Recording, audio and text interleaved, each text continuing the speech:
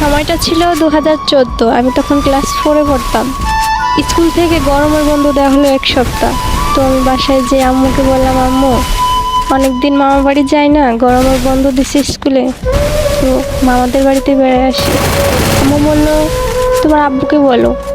আব্বুকে গিয়ে বললাম, আব্বু মামাদের বাড়ি বেড়াতে যাব, স্কুল বন্ধ দিছে। আব্বু বললো এখন বেড়াতে যাবি? যা তাহলে, বেশি দিন বেড়াস না, তাড়াতাড়ি চলে আসিস।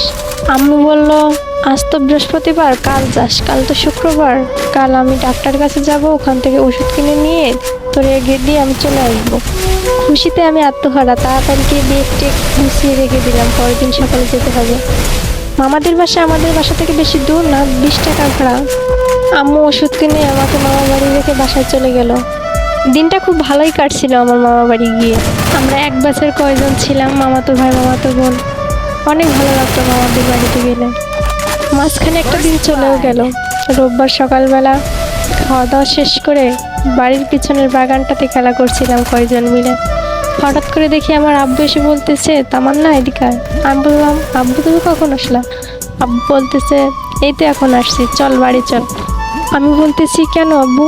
2 দিনই তো হয়নি, এখনো আসছি। আব্বু বলতেছে, তোকে ছাড়া ভালো লাগে না, বাড়িটা ফাঁকা ফাঁকা লাগে, চল আমার সাথে চল, বাজার করে নিয়ে ওদিক দিয়ে চলে যাব। সেদিন ছিল হাটের দিন, আমাদের ওখানে হাট বসতো রবিবারে। আমিও জেদি বাচ্চা, আমি বললাম না আমি যাব না এখন, তুমি চলে যাও, আমি কদিন থেকে তারপর যাব।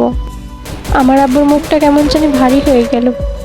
20 টাকা হাতে দিয়ে বলল, আচ্ছা ঠিক আছে, কিছু কিনে খাস। তাই বলে বেশিক্ষণ আর দাঁড়ালো না আব্বু, তাড়াতাড়ি বাড়ির দিকে রওনা দিল। আমি একবার ভাবলাম আব্বুর কি হলো, হঠাৎ করে মন খারাপ করে আবার চলে গেল। ভেবেও আর ভাবলাম না, তাড়াতাড়ি গিয়ে ওদের সাথে আবার যোগ দিলাম খেলায়। দুপুরবেলা খাওয়া দাওয়া শেষ করার পর মামার রুমে যেয়ে টিভি দেখতে লাগলাম। টিভি দেখতেছি কিন্তু আমার মনে কোনো শান্তি হচ্ছে না। চোখ দিয়ে মনে হচ্ছে চোখগুলো কেমন বের হয়ে যাচ্ছে, আমার পরানটা উতলা লাগছে খুব। জানি না কেন এমন হচ্ছে কেন। আমার রুম থেকে একবার বাইরে বের হচ্ছি, আবার রুমে ঢুকছি, টিভি দেখছি, তবুও মনে কেমন জানি লাগছে, চোখ দিয়ে এমনি এমনি পানি বের হচ্ছে, মনের ভিতর শান্তি পাচ্ছি না। হঠাৎ করে কে জানি আমার আন্টির ফোনে ফোন দিছে। ফোন দেওয়ার পর 4-5 জনে মিলে পিস পিস করে কী জানি বলছে। আমার কাছে মনে হচ্ছে ওরা আমার কাছে কিছু লুকাচ্ছে। এরপর আন্টি আমাকে এসে বলতেছে, তোর আব্বু অনেক অসুস্থ, তাড়াতাড়ি চল, বাড়িতে যেতে হবে এখনই। এর ভিতর মামা দৌড় দিয়ে এসে বলতেছে, তামান্না কোথায়? তামান্না, ওকে কেউ কিছু বলিস না, তাড়াতাড়ি রেডি হ। তামান্নার আব্বু বাজার করতে গিয়ে স্ট্রোক করছে। দৌড় দিয়ে ঘর থেকে বের হলাম, বললাম আন্টি কি হয়েছে, আব্বুর কি হয়েছে? বলতেছে তোর আব্বু অনেক অসুস্থ, তাড়াতাড়ি চল, কিচ্ছু হয় না, সব ঠিক হয়ে যাবে। এই কথা বলে আন্টিও কান্না করা শুরু করছে। আন্টির কান্না দেখে আমারও খুব কান্না পাচ্ছে। আমি মনে ভাবতেছি একটু আগেই আমার আব্বু আসছিল আমার কাছে, কি হলো হঠাৎ, এমন হলো কেন? পাশের বাড়ির এক মামার গাড়ি নিয়ে এসে মামা বললো, তাড়াতাড়ি সবাই উঠে পড়ো। সবাই তাড়াতাড়ি গাড়িতে উঠে পড়লো। গাড়ির থেকে নামতে না নামতেই দেখলাম রাস্তা ভরা মানুষ আর মানুষ। হঠাৎ করে আমার ভাই দৌড় দিয়ে এসে বললো, তামান্না বোন আমার, এটা আমাদের সাথে কি হলো?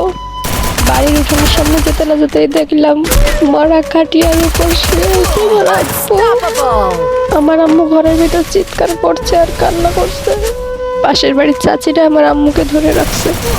ওই দিন মনে হলো পুরো দুনিয়াটাই অন্ধকার হয়ে গেল আমাদের জন্য।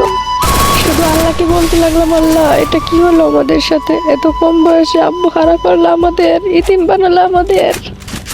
এগুলো বলে কান্না করতে লাগলাম। অল্প বয়সেই বাবাকে হারিয়ে ফেললাম। এখন অনেকটা বড় হয়ে গেছি, ভালো মন্দ বুঝতে শিখে গেছি, কিন্তু ওই অভাবটা না কোনোদিন আর পূর্ণ হবে না। বাবা মানেই হচ্ছে একটা বটগাছ, যে সব